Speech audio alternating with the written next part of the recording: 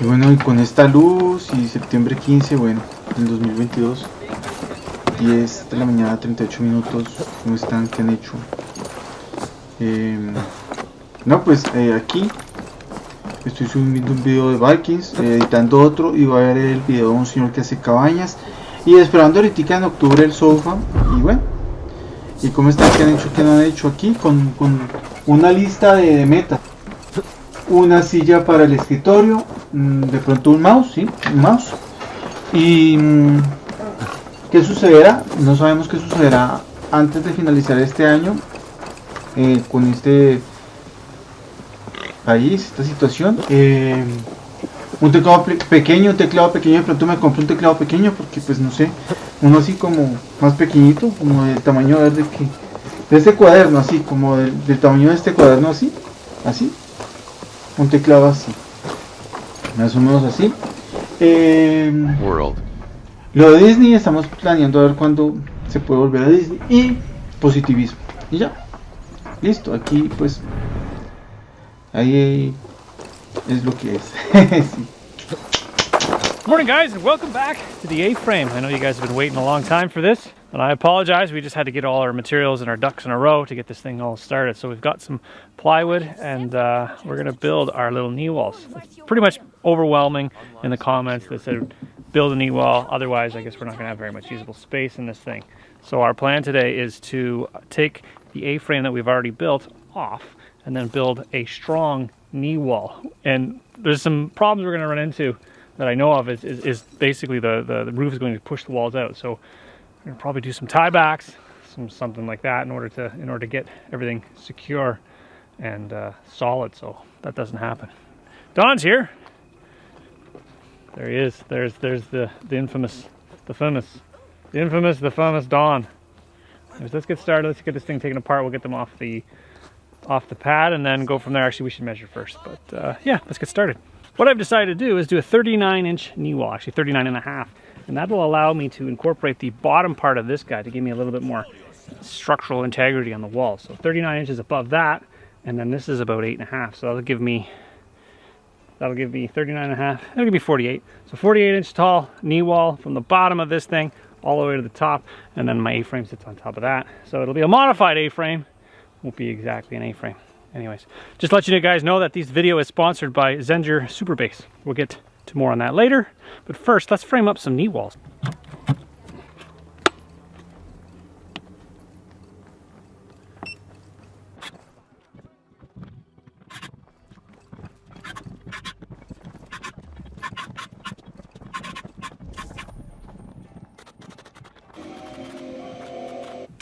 Just like that, we got a knee wall. So this stuff I ended up saving old scrap skid wood. So it's 2x4 skid wood. You can see kind of it's got the groove cut in it, and that was I think they were transporting like pole logs or like utility poles, and they put the strap between that thing to hold it on.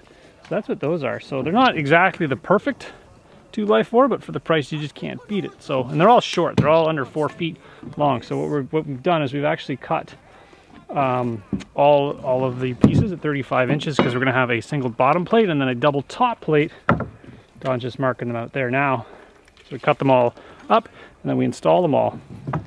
Easy like that, stick frame. So the plan next, once we get the A-frame up, is to actually stick frame the top and then add some more structure to go from the point to the other to the top. And the reason why you do that is because you don't really want a hinge point in the middle of the wall, which is kind of what we're sort of leaning towards, but there's going to be some steel in between the knee wall and the upper portion of the wall, so it won't have a hinge point to.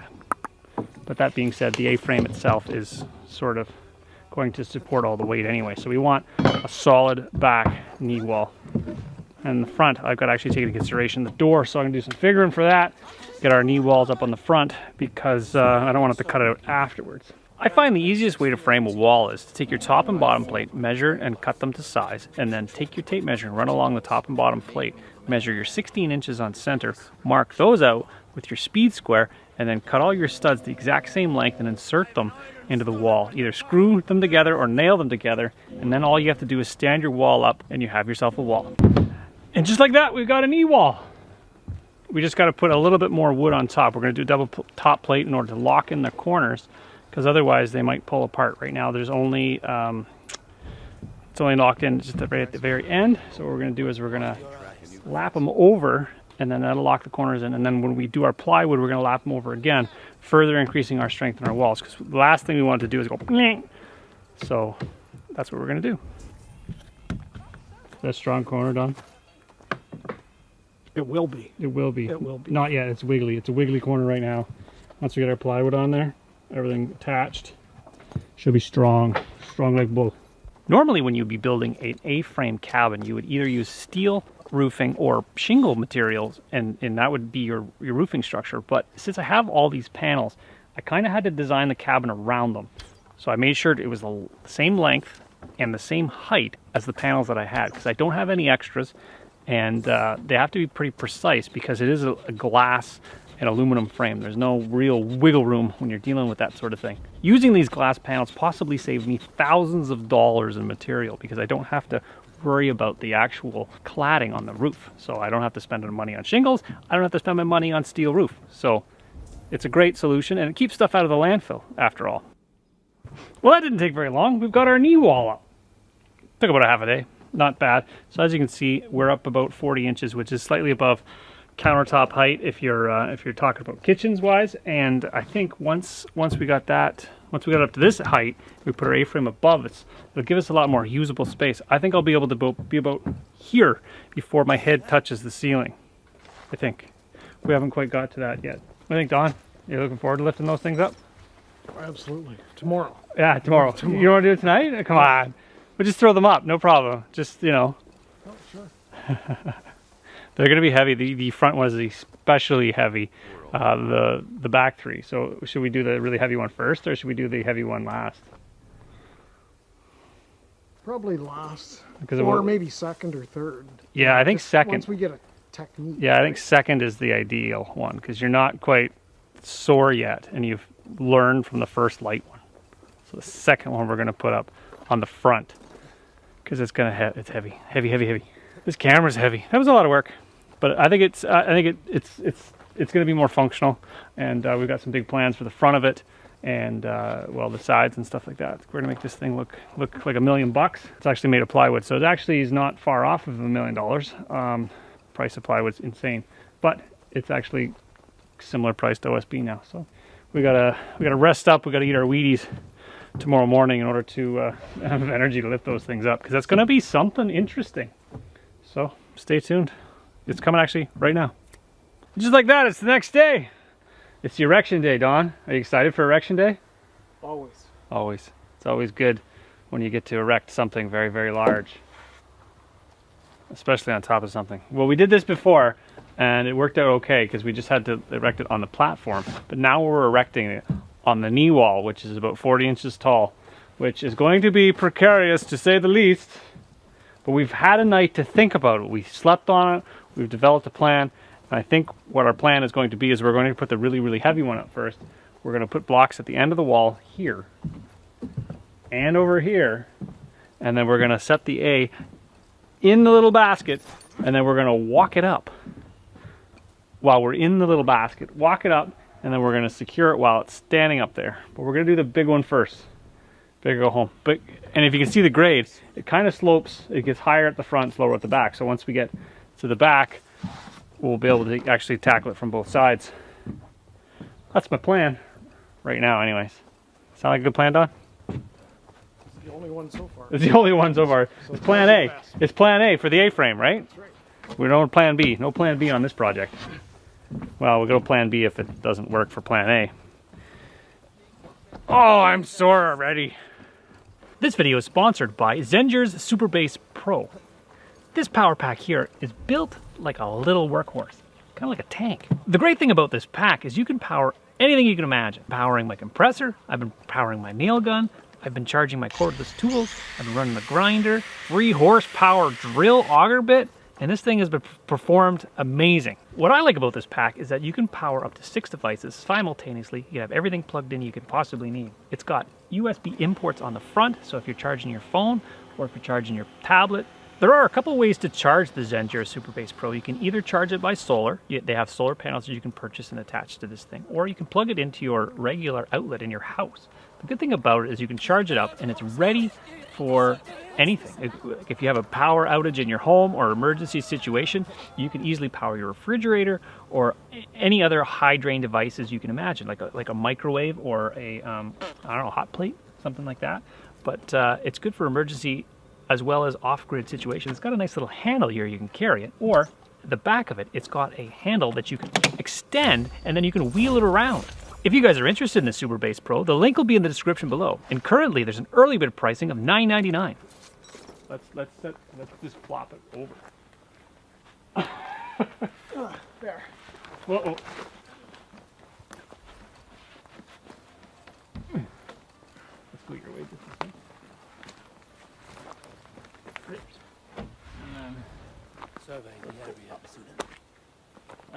I'm just pushing it right up. I'm gonna sit yours up there. Like tip the whole thing up like this. Yep. Like take it at the end here. Oh, okay.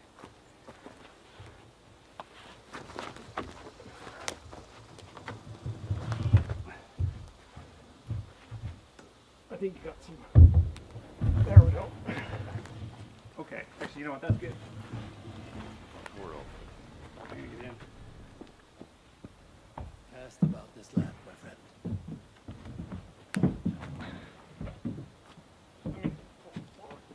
Okay, you want me to come in? Not yet. Can you just lift up top there? Like just push. Yeah, push that.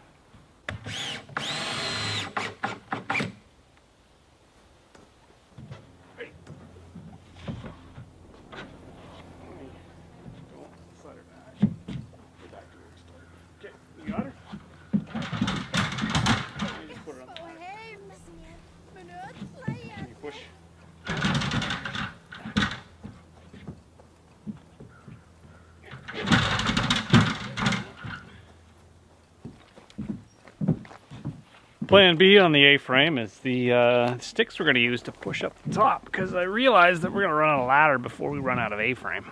So we're going to attach the 2x4s to the top and then use that as a lever and push it up. I don't know if it's a lever, but more of a pusher. We're going to use it as a pusher stick.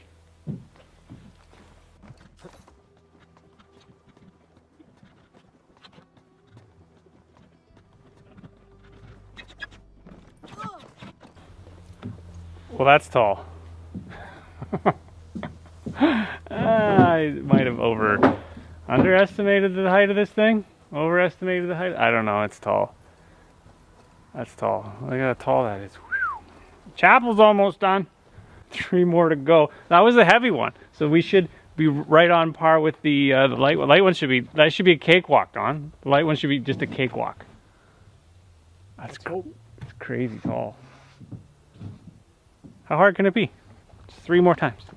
Quarter done. We're quarter done.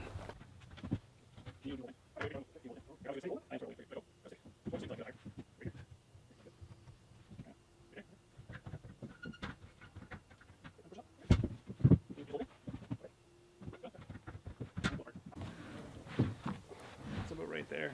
Too far. Go this way? Too far? Yeah, right there. Okay.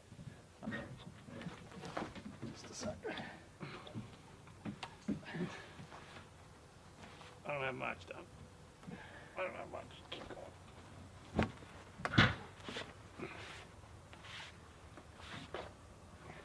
All you now. Okay, come back. Come up.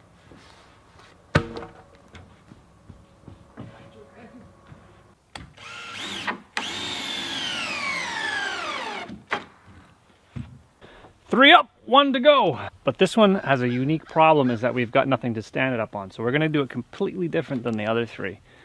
My plan is to stand up the one leg completely where it's going to go, and then we will both lift the other leg up.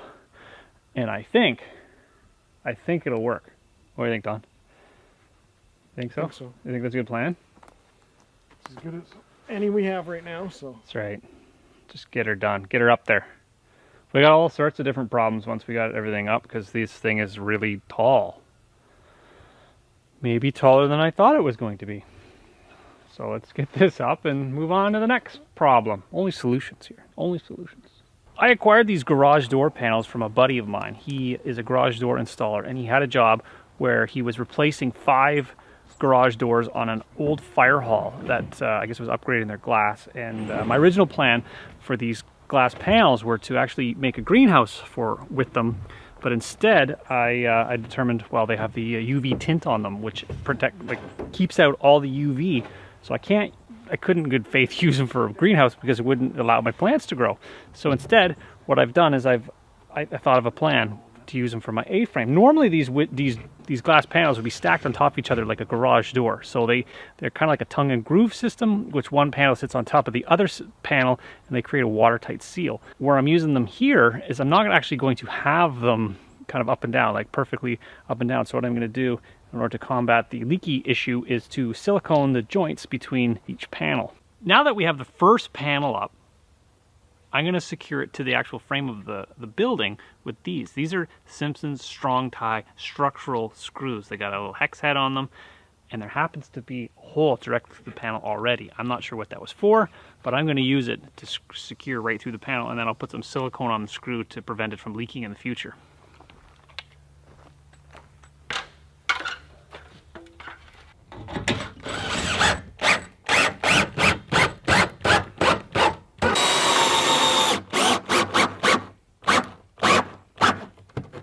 You the inspector? Are the inspector coming? Yeah. Batman. No. You got my Batman collar on. Oh. I figure it's already here. I might as well use it. There's a stiffener on the door, and I drilled 4 holes in it, and I added lag screws to the bottoms to support my first panel. And then every subsequent panel won't need as much support because it'll rest on the bottom panel. These glass panels are extremely heavy. They got to weigh about 150 pounds a piece. In order to get them up, what we did was we brought them to the base of the ladder and then slowly shimmied them up one side at a time, Dawn on one side, me on the other, until we got them into place. And then we locked them in together with structural screws and silicone at the joint.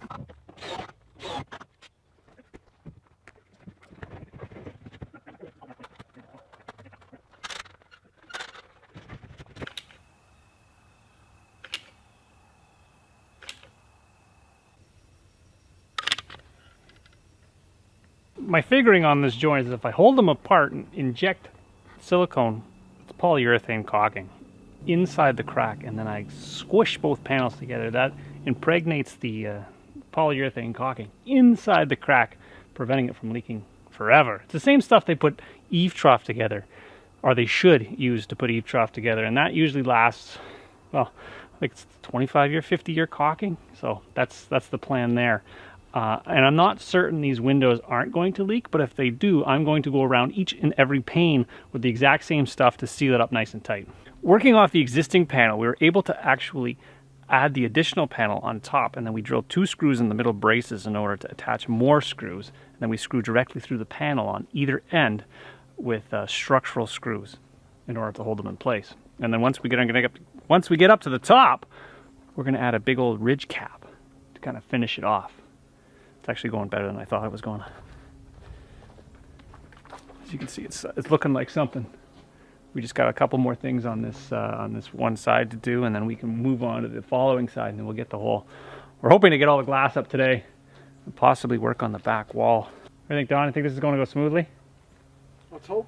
So far, so good. So far, so good. Let's hope the next 2 goes. I find if you treat it like sort of like a turtle race, right? You kind of slow and steady. I think if you kind of rush it, you run into problems really fast. But if you go slow and think it out, you kind of foresee the problems before you got a panel kind of half up in the sky and you don't know what to do because it's going to break or something like that. So slow and steady. I think that's why you see those guys on those big construction sites always standing around. Giving you guys a little bit of a pond update. Well, as you can see, it's filled up to almost its original level, which I think it's partially due to the groundwater and the springs that are below it, and also partial due to the rain. which yeah, so anyways, it's almost up there. My brother and I the other day, we actually paddled out to the middle of it, and we had our little dipstick and we checked it out, and near the bottom it's about 8 feet deep. So that's pretty cool. We're gonna take that information, we're gonna send it out to our guys over at Linden Fish Hatchery, and they're gonna do some calculations and determine how many fish we can actually put in here safely and comfortably for the fish. So I think between 30 to 50 fish we can probably have in here. I think they have some very hardy trout, and we had a couple of trout in here before with the other pond, and it was about 4 or 5 feet deep, and they survived until my brother actually caught them. So it's good to have them here, because if you ever need a fish fry or something, you just go to the pond, you fish yourself out a fish, you can have a shore lunch, and away you go. And what's really cool about it is the footprint of the pond. It actually allows it to be kind of like a better hockey rink in the wintertime. So we got that to look forward to once this thing freezes over, and as soon as ice is out, we're gonna put some fish in this guy. It's about coffee time. Got my little Coleman stove. Got my little, this isn't a coffee maker, it's espresso. Pizzetti is the company that makes these things. People have been asking. No affiliation, no sponsor. They're just, it's just kind of a neat little thing. I've cooked it on the induction range, and I've cooked it on a fire, and now I'm gonna cook it if I could get my coffee out. I pre-packed it, now I gotta get the thing out so I can put water in it. Sausage fingers. There's one coffee grounds in there. Got my... You take that, and you put it in there. And you take this, you screw it on top. And when all the water boils out of this part, comes out of this part, you got espresso.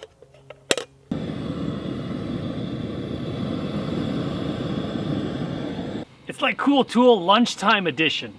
We're just having lunch, and Husk sent me a really cool knife. This is a premium control knife. I'm not sure what that means, but I think it has something to do with the fact that it's got a hole in the middle of it. You can hold your hand, and this thing is razor sharp. It's like, try not to cut my hand. Look at that. It's like a machete for vegetables and fruit. Let's see if I can do that again without cutting my hand off. All right. Sharp, very sharp. Where'd my apple go? So anyways, this little guy here is a premium kitchen knife. The link will be in the description below if you guys want to take a look at one of these guys. Anyways, they're on sale, half off right now, if you want to check one out. I'm not sure exactly the price, but the link will be in the description. Check them out. Look how sharp that is. I'm wasting most of my apple demonstrating how sharp I'm going to cut the dirt off. There. Got my knife. Got my apple. Got my sandwich. We're going to have lunch.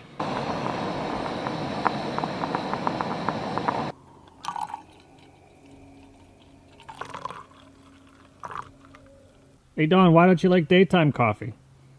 It's not that I don't like daytime coffee. It's usually it's more a weather thing or a seasonal thing. So it's daytime coffee's better in the winter.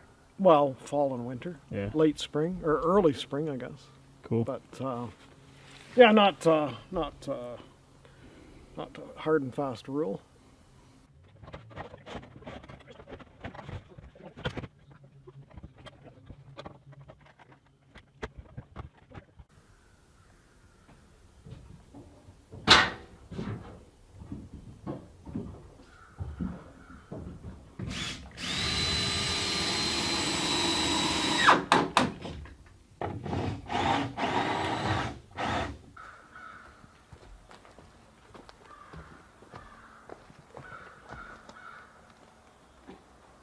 So I just noticed we've got a little bit of the lag bolt ends coming out at the top, and I don't want them to get in the road of the panel. So what we're going to do is we got our Zenjure pack with our angle grinder. We're just going to zip those things off. There's a couple little bits off of two of them. So grind those guys off so they're not in the road. And then we can carry on with the last panel. Is the last panel lighter, Don? No.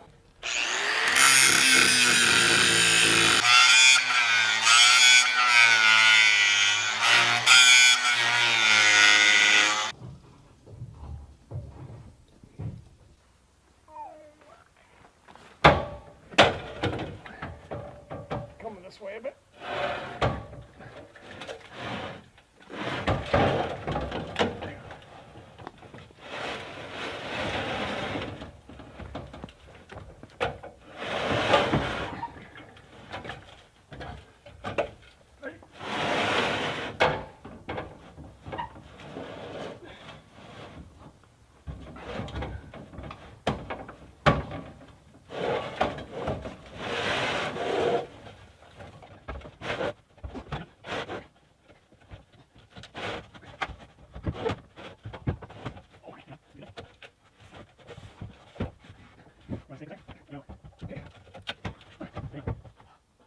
You're just less on the ladder?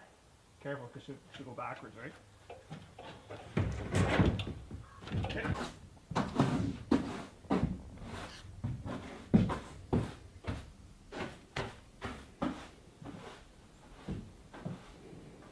Well, I'm sitting at the top of the A-frame. This is possibly the most uncomfortable spot to sit there is. If you can see, I'm right at the top. The bottom to the top of this thing is roughly 13 foot 4 inches. Right at the top. And that's from the floor all the way to the top, and then we're a couple feet up above. But it's a pretty cool view up here. It feels like I'm a bird. I'm up in the trees. You got down below. He's down there. So the plan with the ridge cap is I'm going to have something custom made to fit from one panel to the other side. And the reason because we're doing that is because we need a place for our chimney to go. And this allows us to give us kind of a space between the two glass panels, because we're not going to take a panel out in order to put our chimney through. So that's our plan with that. And because of the pitch, you'd have to take almost have to take an entire window out in order to do it. So that's my solution to that. The other thing I was thinking about while I was building this thing, it kind of looks like a church, doesn't it? I was like, it looks like a church. And then I was thinking, I wonder if they named the Church of Latter-day Saints because when they were building their church, they had so many ladders. So we're up near the ridge cap, and in order to figure out this angle, what I've done is I've actually taken a chunk of just a chunk of scrap wood, and I've made a little point. And what it does is it sits on the cap, just like that. So it's a perfect fit. And then what I'm going to do is actually take this to my fabricator and tell him this is exactly what I want. There's no real guesswork involved. It shows exactly the angle, the exact distance, exact everything. And then he can just duplicate it. Because what I'm going to do is make a hat to sit on top of the ridge in order to cover this opening here. And that, when we originally did the opening on the actual roof, we buttoned it up right. It was actually going to be right tight, and then we wouldn't have had to do anything. And then we thought about the fireplace and the chimney coming up through the roof. So that's why we're going to actually put a cap. So we modified it. That's why we left the glass down below in order to give us a space up here for the chimney, if that all makes sense. So take this with me, give it to my fabricator. He makes a cap. Easy peasy. Some of you guys were asking how far the A-frame is from the main cabin. Well, we're at the main cabin right now, and I'm going to go to the A-frame. I already kind of ran from the A-frame out here just to show you guys. So let's go. Let's go. How's this for a little jog? We got the outhouses going by. This isn't the easiest to do. So as you can see, we're running down the trail.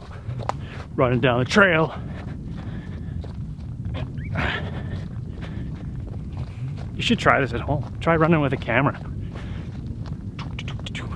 And then we're here. It's not that far away. There's Dawn.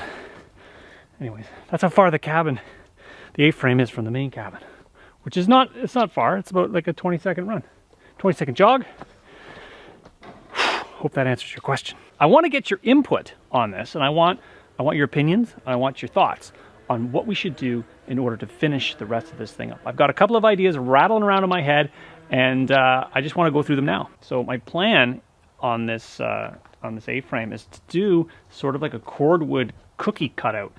I've got some of the old pine trees. What I was planning on doing is cutting little cookies into about an inch thick, half-inch thick, and then sticking them to the front of the thing, maybe even around here in order to cover that side. And then what I was going to do is pipe in some mortar, kind of like a cordwood cabin. If you guys ever seen those, you guys can look those up. It'll kind of like a modified cordwood, because we're not going to be exactly doing cordwood. It'll be more of a cladding style. And then I want to do a little bit of a bump in here so I can preserve the front of the cabin. So if you look at the front of the cabin, you can see the structural elements of the A-frame, and I like that look. I don't know if you guys like that look. I think I want to keep that, so I actually want to set my interior wall in a little bit further and kind of give that little bit of a reveal. And then I've got some old windows, so I might add some either diagonal windows. I've got a couple circle windows left over, so that maybe up in there near the top there, maybe that. I don't know what you guys think. You guys can let me know down in the comments below. And then once I'm inside, what's cool about it is the ceiling's done. You don't have to do anything with it. All I've got left is the knee walls, which are they're about 40 inches, because I got about 8 inches of below the structure, and then I've got my back wall here. So I don't exactly know what I'm going to be doing here. I might add a couple more windows. I know I have a fireplace coming from Mini Cubic Stove, which is a favorite of mine. It's in the mail. It's being mailed to me as we speak. So the plan with that is to do kind of a center mount. We're about 3 feet off the floor, and then what that allows me to do is actually run my chimney up through the panels, and I've got a little cap being made for the top, and that'll allow the chimney to go up and then seal itself through. And then I've got a little bit left. I actually got to clean some windows, but they're not that dirty actually, which is surprising because they've been outside all summer. I got these panels sometime in the spring, and I've kind of been, envisioning what I wanted to do with them, and I think it's turned out really good. And as you guys can see, it rained a little bit overnight, and we don't have that much water in here. There's a giant crack in the middle of the building, but it hasn't seemed to be leaking. And I want to be here when it's actually raining to see where the water goes. I'm not sure if it just kind of shears off of it, or if it leaks out the sides, or if there's a drip edge. I don't exactly know how the water comes out, but I've got a solution for that in case it does rain. I've got some Pro Glaze, they call it, which is a window sealant. And then what I would do is go around each and individual panel to ensure it doesn't leak in the future. Because once everything's finished in here, I don't want it to be leaking. The other thing, flooring solutions, I have some cherry floor left over from the off-grid shop that I built. I don't know if I have enough of it, but I'm going to certainly try to see. I'm going to measure that and make sure I have enough, because I don't want to start a job and then be like, I don't got enough flooring to finish it. But I could mill some stuff. But anyways, that's my plan. I haven't really thought about furniture layout. Obviously I need a place to at least to lay your head, and maybe some place to relax, maybe more of an entertaining sort of cabin, just because of the sheer size of it. It's really cool. So anyways, if you guys got a plan, maybe you can send me a layout, maybe on Instagram, if you guys want to send me a layout what you think I should do. Rough dimensions are 12 by 9 by 12, and that's my floor space. And as you can see with the knee wall, I can actually get right to here. I can get right to the edge, which I'm kind of, my head's a little bit in the ceiling, but it is really quite spectacular. Well guys, that pretty much wraps it up for today. I hope you guys enjoyed this one. Bye for now. See you on the next one. Say bye, Don. Bye.